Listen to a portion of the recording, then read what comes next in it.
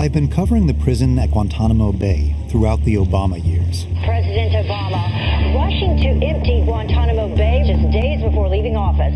I returned just before Obama left office, as he and Donald Trump fought over the future of this place and the men detained here. He's allowing people to get out that are terrible people. Make no mistake, we will close Guantanamo prison. Gitmo, we're keeping that open, and we're going to load it up with bad dudes.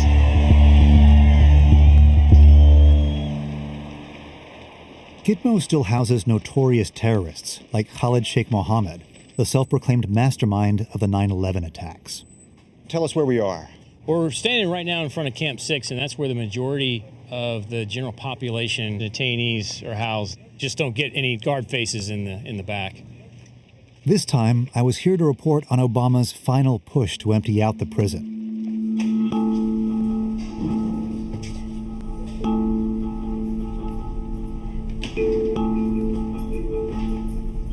In his last year, he released 52 detainees. Nearly half of them had been held without charges and were once considered too dangerous to let go. But military and intelligence officials finally deemed the men safe to set free.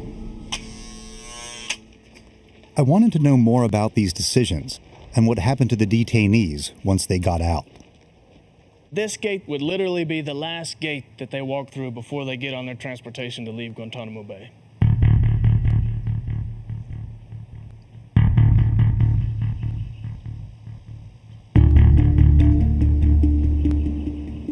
Detainees just released to the United Arab Emirates. The detainees have been scattered around the globe, taken in under secret deals. Bodyguard for Osama bin Laden is now free after being held for 14 years. None of the officials involved in these deals will discuss the details, but most of the detainees were sent to Arab countries. The Obama administration quietly took 10 terror suspects from the prison at Guantanamo Bay and transferred them to the Middle Eastern country of Oman. Some were sent to rehab centers in places like Oman. The U.S. released 4 Yemeni men with some relatives waiting. Others were reunited with their families in Saudi Arabia.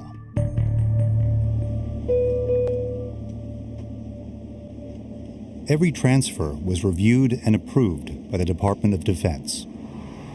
Hey, how are you? Chuck Hagel personally signed off on more than 40 detainees during his years as Secretary of Defense. In terms of the facts about former detainees, what should Americans make of their danger, their status? There's always the danger, of course, because this is an imperfect process. But every one of those detainees I signed off on, it was based on the best, absolute best information, intelligence, and knowledge and certification that we could come up with. And one of the final questions that I had to certify was, in your opinion, have you done everything to minimize the possibility that a detainee would ever again do any harm to an American or any of our allies? What did that mean in practice, in figuring that out? I always took the approach that I wanted to be damn sure. And I wanted assurance from my security people that in fact they had seen physically where these people were going to be, who was going to monitor them, how often the monitoring. And on the other side, we say to the host countries that are going to accept them, we want these people to get back into society where they are productive citizens. That means education, that means rehabilitation. Of course, I mean, that's clearly in our interest. It's in the interest of the detainee.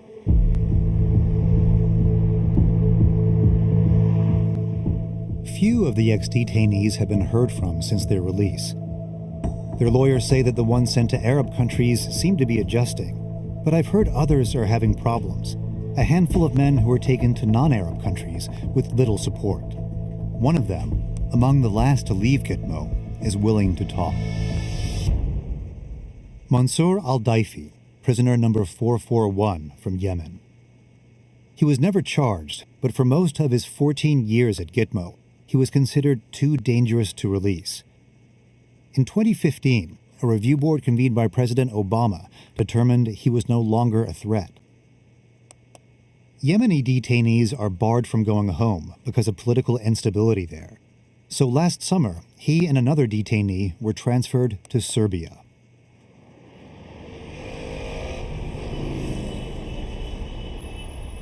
Mansour's pro bono lawyer in New York says he's unhappy in Serbia and wants to live in an Arab country.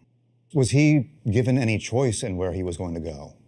No, not really. It was pretty much presented as Guantanamo or Serbia. And what kind of rehabilitation has been provided for him in Serbia so far? From Serbia, as far as I can tell, nothing. And nothing from the U.S. government. If we are going to take someone after holding them for 14 or 15 years and not let them go home, and not let them go to the country they want to go to, not let them go to a place where they feel they themselves will be able to build a life, but force them to another place, then I think we have a responsibility to help them adjust to that and make it work.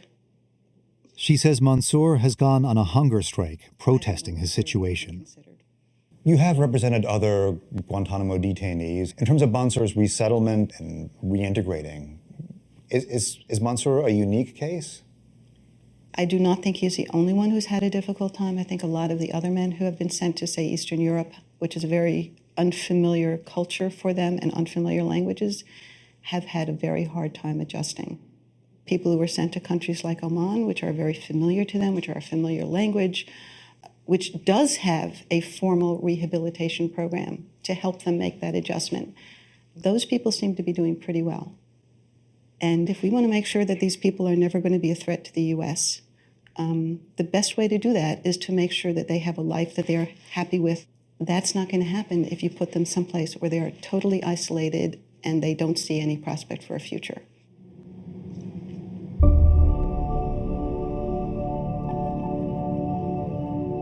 As I set off to meet Mansour in Belgrade, Serbia, here's what I knew about him. He'd spent time at an al-Qaeda training camp in Afghanistan before being captured when he was in his early 20s. Much of his case file remains classified, but leaked documents show that at first, the US government claimed he was an al-Qaeda commander. His final review, however, came to a very different conclusion. At worst, it says he was a low-level fighter, possibly not even a member of al-Qaeda at all. Mansour was known to exaggerate and change his story. In 2006, he claimed he was a committed jihadi and praised the 9/11 attacks. But by 2015, he claimed he wanted a college education and was a fan of Taylor Swift. Still, Serbia seemed a surprising place to send a man once labeled a Muslim terrorist. Every Muslim house burned, every Muslim killed or run off. In the 1990s, Serbian troops slaughtered tens of thousands of Muslim men, women, and children. The Serbs call it ethnic cleansing and brag about their efficiency. NATO bombed Belgrade to stop years of carnage.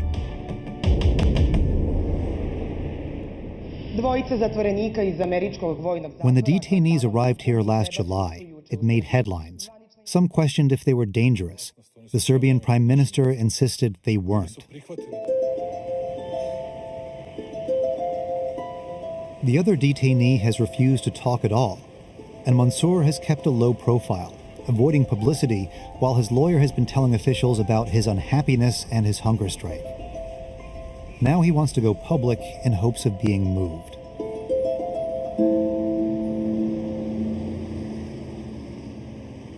The Serbian government agreed to keep Mansour for 2 years. He can't leave the country. They give him a small stipend and an apartment. That's where we found him. Hey. Mansour. Okay, how are you? Hi. Good morning. Good morning. Welcome. How are you feeling right now? I feel I'm lost, honestly, because I'm nowhere. I end up in Guantanamo 20 years old. I am still 20, mentally I'm 20 years old. The way I'm thinking, the way I'm talking, but physically I am 36. Because when you stay in jail, I mean, your mind and your intellectual, everything stays at the same. And the worst thing in Guantanamo, like what I have experienced, I didn't know why I was there, and for how long are going to punish me? Until when? What's my crime? I wish if I had done something wrong, then yeah, I deserve that. But nothing. It's just keep people indefinite for no reason. It's not right at all.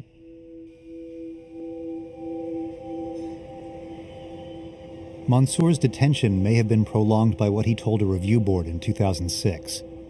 After nearly 5 years at Gitmo, he declared himself an enemy of the United States. I regret that now. I was mad, I was young, I was crazy, of course. Imagine you are in a place where you are like all totally disconnected to the world outside, to your family, to lawyers, to anyone. They were extracting the worst of us to show the world this is bad people. Mansour learned English at Gitmo, mostly from the guards, he says, and he wanted to study at an English language university here, but was rejected. He says it's because of his background, but the university told me he failed his entrance exam.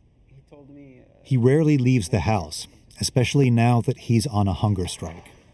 My way is like slowing down very, very fast. I started on 154 pound. Now I am on 136, like almost 18 pound. I have lost my weight in 23 days.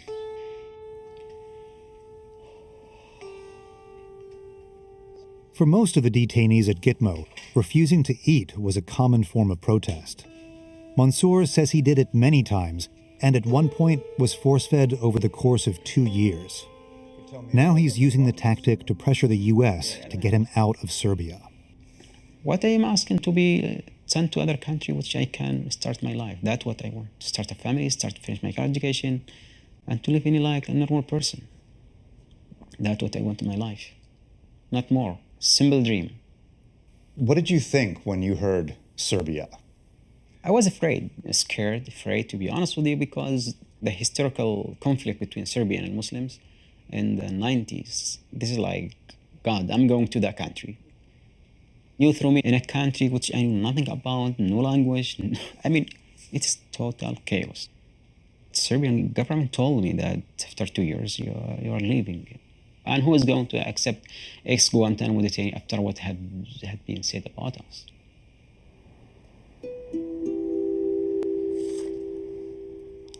Every night, Mansour works on a memoir about his time at Guantanamo. He shared a draft with me. When we left him, we planned to come back the next morning and continue our interview. Within a few minutes, our taxi was pulled over. Police pull us over. About, I think, 3 or 4 officers. They said random check. We were with our local producer, Valerie Hopkins. We're talking now. He wants to know, what do you guys do? We're reporters. Novinari. Hoćemo li imati više ovakvih susreta? Hvala, prijatno. Has that ever happened to you before? Od 95. evo prvi put me zaustavila. Nikad. Zaustavila me ova saobraćajna policija. Isto kontrola, papiri, 3-4 puta. Ovo su, razlikujte vi njih. Ovo su interventni. Samo vi. Ima nešto tako, bude im nešto sumnjivo. Rutinski to,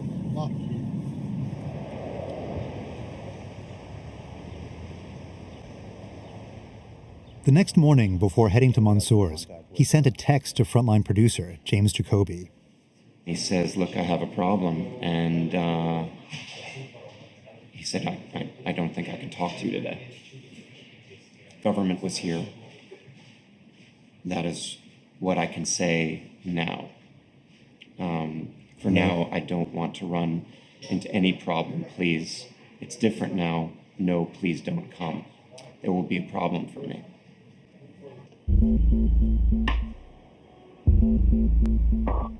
Mansour went silent, and so began an unexpected journey.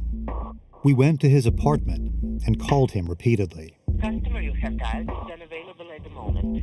We spoke to his lawyer in New York, but she didn't know where he was either. In his texts, Mansour said the government had come, but he didn't say who or why. All we knew was that he had a Serbian government minder, but we didn't know where to find him. So we sought help from a local investigative journalist who's been pursuing the government for information about Mansour. This is a letter to a government in August, September also, November. So basically I am addressing to any possible authorities that are maybe in charge for this issue. And the government didn't even reply to my constant calls or mails. What have you been able to find out about the transfers? We found out that government didn't call any experts for resocialization and trauma healing of those people. We found out that they didn't contact Islamic communities in Serbia and notify them. And for sure, their help is needed in their resocialization. So basically, the only person who has everything on this case is the Prime Minister, who is not very keen of journalists.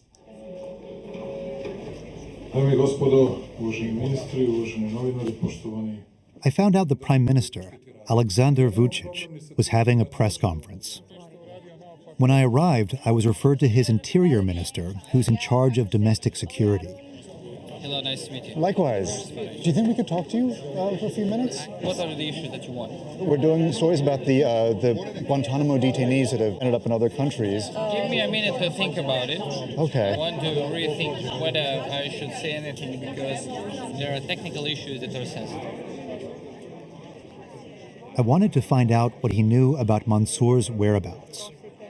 We've been interviewing one of the former detainees, and he suddenly went quiet on us. Is there any way that we could find out through you, or is... Well, they are now private citizens as anyone else, and they have right to talk or not to talk with anyone, so we cannot force them to do that or influence them to do that. He's fallen out of contact with everybody. I mean, we're actually concerned about what's going on with him.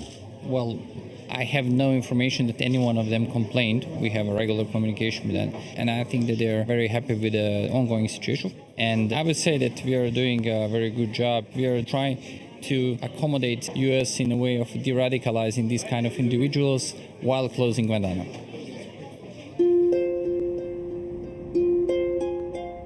For 2 days, we looked all over Belgrade for Mansour, and the U.S. Embassy couldn't offer much help. Is the State Department responsible for these guys' well-being here? I don't know. You don't know? Well, the best answer is I don't know who has primary responsibility.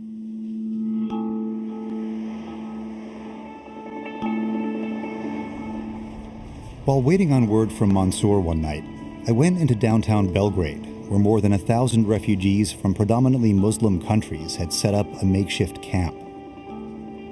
The Serbian government has been trying to provide relief, but it's hard to keep up. You're from Afghanistan? Yeah, I'm from Afghanistan. How long have you been here now? More than 2 months. What's it like living here? There behind the bus station, it's really cold there. It's not blanket, not food, it's not water, no shower, nothing. New people come here, many people, lot of children, families, and single men. It's not easy. When I was in Afghanistan, people call us, hey, you are not good Muslim. They tried to kill me. When we come to the Europe, say you are terrorists. For no reason why we terrorists. We did nothing bad here. And we just run from terrorists. What we have to do, we really don't know. It's really hard, yeah.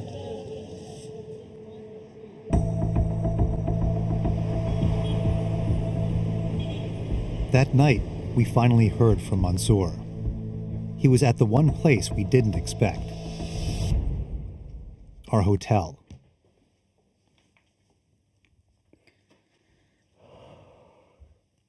He told us that the morning we were supposed to continue our interview, several Serbian men barged into his apartment and told him to stop talking to us. They were serious, very serious. And I tried to push the door, they pushed the door, and one of them pushed me, I pushed them back. And I couldn't resist because I'm on bike. They took me to the ground. I really felt humiliated. I hit my head on the wall here. They went, I think they were more than 3. They checked the apartment, they took my phone. And they told me basically just, if you want to stay here, you have to keep your mouth shut. You are lying. You are playing games. If you can stay in this place, we're going to take you someplace where you don't like. That's it. Considering his past, it wasn't surprising the Serbians would keep tabs on him. And it was hard to tell how badly he was being treated. We pointed out that at Gitmo, he was known to exaggerate. I swear by my God, I didn't need to make it up. I understand. If you judge me by this, sorry, I have to go. In Guantanamo, when they put you under pressure, under very bad circumstances, like 72 hours under very cold air condition, and you were tied to the ground, and someone came and poured cold water, whatever, tell him what he wants. Just, okay, get out of my skin. Why I should even lie about Serbia? I'm living here. Why should I create problems for myself with Serbian government?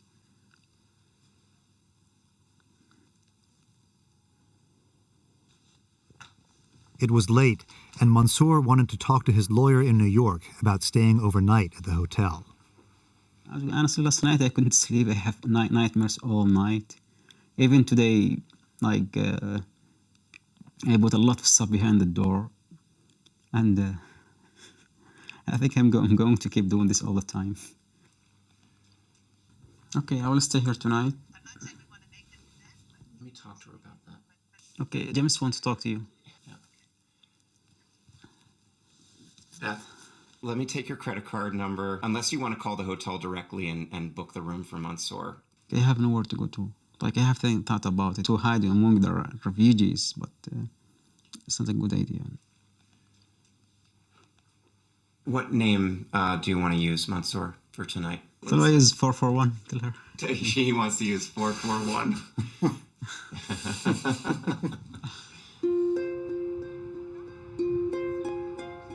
The next day, we went to see if any of Mansour's neighbors had heard a disturbance. I was with Valerie, our local producer.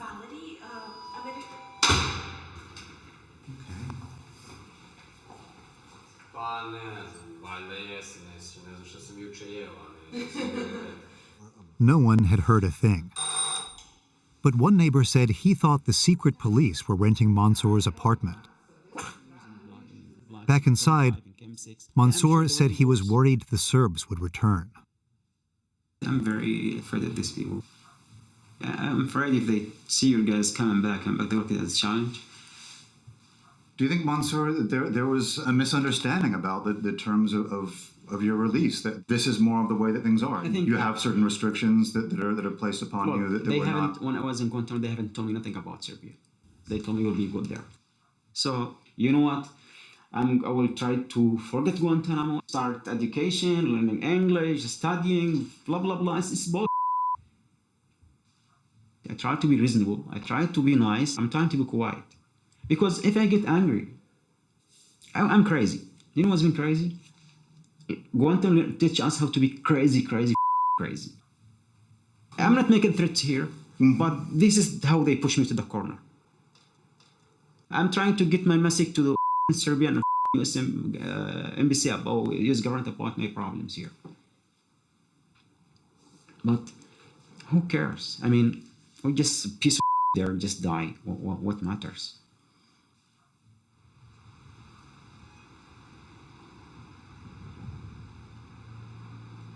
Later that day, we called the Interior Minister's office for comment about Mansour's situation. Hi, Nemanja. I reached his assistant. We've been interviewing one of the former detainees here, and he's made some allegations regarding how things are in Serbia and his treatment. It doesn't scan with what we've heard in the interview and what we heard at the press conference on Sunday. So it was some things we really wanted to give the minister a chance to respond to. He's had some interactions, I guess, with some people from the government that apparently didn't go pleasantly.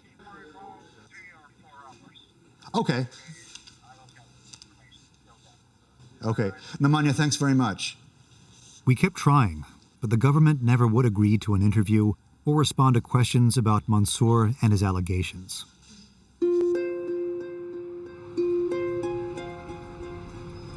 The next day, our last in Serbia, I reread Mansour's memoir. The first line says, "If you have a problem in the camps and you want your problem to be solved, you must cause another problem or many problems. The idea of the book, to let the reader live the life of the detainees.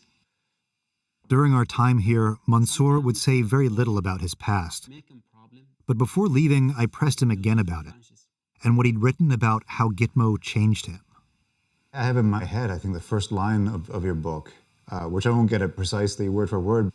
In the camps, if you have a problem and you want to solve it, if you have a problem, you have to create other problems. You have to protest. You have to behave crazy. You have to kick the doors. Why people behave like that? They're not crazy. They're not crazy. This is the way how people behave. This is the way how actually the place make these people behave. I mean, we were like animals in cages, literally. Just animals who can behave like humans. That way they were treated. I mean, I was wondering always what they want from us. How did you first get picked up by the Americans? Okay, we didn't want to go there first. I was sold like anyone else. You're sold? Sold by Afghans to CIA. And from there, we got stuck here. I didn't want to mention Afghanistan. You don't want to talk about... While he wouldn't say more, according to his case file, Mansour was turned over to the U.S. by an Afghan warlord who was reported to be on the CIA payroll. As I told you, why don't you want to talk about that? Okay, let us say wrong time, wrong place. I need to write it and put it my past in my separate book and separate story. You will see it one day, I promise you. You write about Guantanamo, had the difficulty being in a place where you don't trust anybody and no one trusts you. And you talk about the situation here in Serbia where there are people who, say that you're a liar or like say that you might be making things up. I mean, first of all, the governments here, or every government, they get a picture from the United States government that the stereotype, those people are liars, they pretend they are psychologically ill, blah, blah, blah. And I was shocked and surprised. And everyone repeat the same thing. And I'm afraid that you get affected with the disease here, liar, liar, liar. I didn't want to talk to you more to appear a liar here. Finish.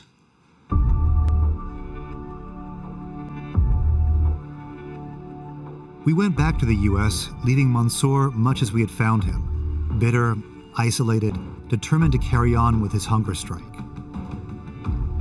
Mansour's lawyer said she'd made no headway getting anyone at the State Department to reconsider his placement. So on the 40th day of Mansour's hunger strike, I went to see the person who had struck the deal to send him to Serbia, Ambassador Lee Wolosky, the special envoy for Guantanamo closure under President Obama. All right. Hello. Lee Wolosky. Nice to meet you. Wolosky was pressed for time. There were 20 detainees he was still trying to find countries for in the remaining weeks of the Obama administration. I asked him about Mansour's troubles in Serbia and his hunger strike. We spent some time with a former detainee who has been resettled in Serbia. He was sent there last July. He seems like he is in a very desperate situation, and he's gotten to the point that he's gone on a hunger strike to protest that. Well, I'm not aware that he's on a hunger strike. This is the first I've heard that he's on a hunger strike. His lawyer said that they'd informed the U.S. government about the hunger strike. Well, hunger strikes are not the right way to proceed in addressing grievances. The right way to do things there is to try to make the resettlement work. We can't force people to make good life choices. We can only encourage them to do it and to create an environment where that's possible. I think we've done that here, and I think the Serbian government has also done it. Is there any additional responsibility from the U.S. government to the detainees after they've been released and resettled? We don't make apologies for having detained people lawfully. However, we also try to create an environment where individuals can move forward with their lives. The Serbian government has created an environment where if he decides to learn the language and take advantage of the opportunities that are being offered to him, we are still confident that it can be a successful resettlement. But on the State Department's own website, it talks about xenophobic violence being a problem in Serbia. We've seen no indication in this case that is a factor at all. None of the resettlements that we do are easy. They require work on the part of the individual that's been transferred and put in a completely alien environment. I'm not minimizing that. What I am saying, though, is that sometimes life isn't perfect, and you have to, make a decision about where you find yourself in life. I do have to be in a meeting to make sure that we're able to get more people out of Guantanamo. Weeks later, I'd heard that Mansour started eating again when his mother in Yemen threatened to start her own hunger strike if he didn't stop his. Then, when I was home on a Saturday afternoon, he called.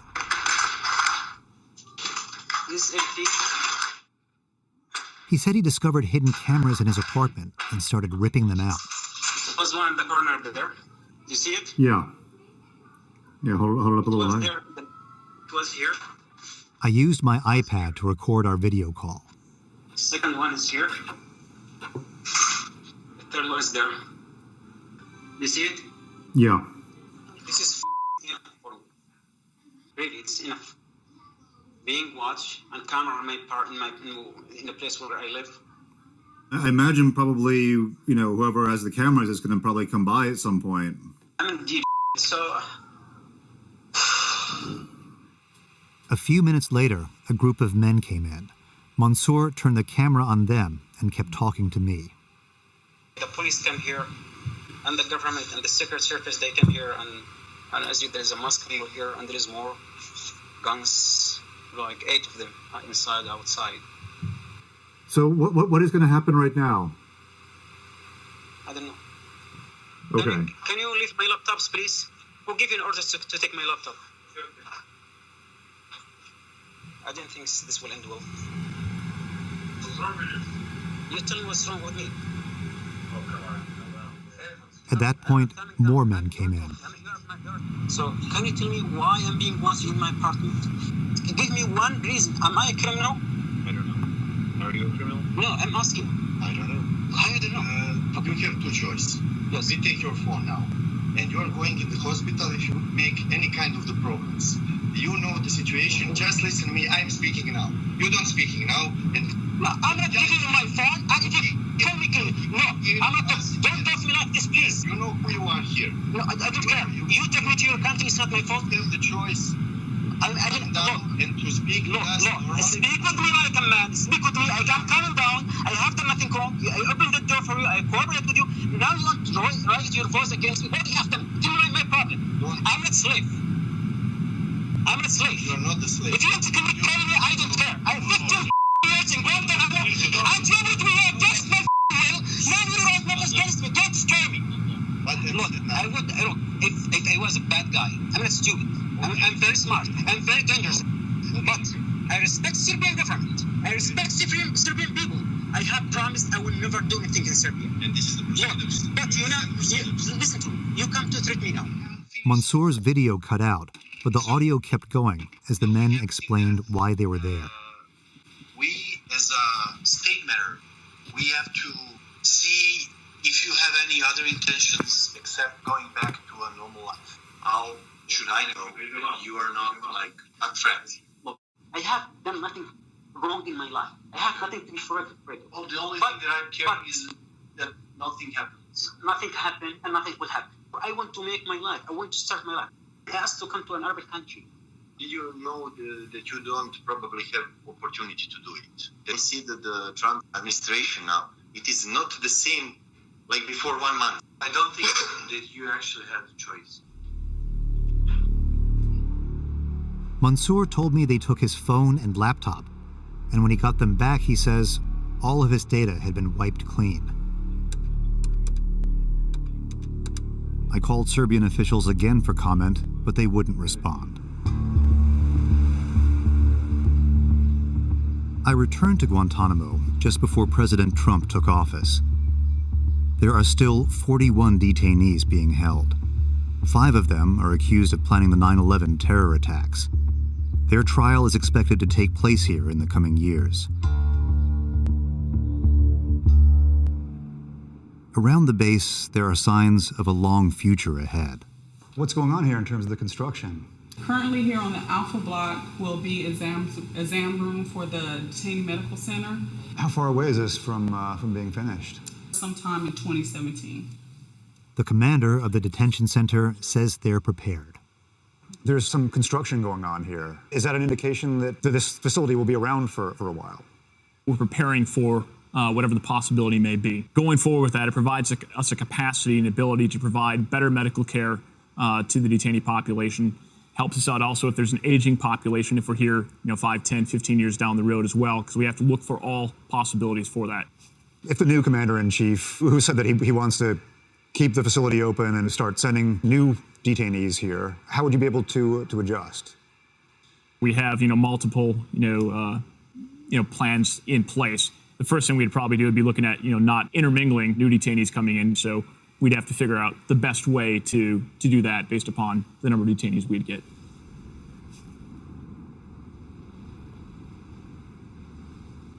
Outside, as I took another tour of the camp, something unusual happened. A detainee yelled out to me from the rec yard. You leave, go home? Where's home? Communication between detainees and journalists is usually forbidden.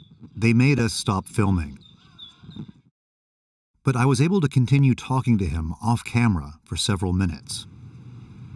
He said he was detainee number 242, that he'd had 4 reviews but is being held indefinitely without charges. He said he's worried he'll be here forever. Later, I texted Mansour about the exchange. I texted him that a detainee tried to talk with me. It's prisoner number 242. Mansour says, "This is my best friend." He said, "I think he is hunger strike. His name is Khaled, Yemeni. Hasn't been clear yet." Mansour said they want him to admit he was wrong. They are crazy. But he says, "Sorry, can't talk about this issue anymore. It brings only pain, and I haven't figured out what to do." Today, there are 26 detainees, like the one who called out to me, being held here indefinitely without charges. And there are 5 men who had been cleared for release, like Mansour, but didn't get out of Guantanamo before Donald Trump took office.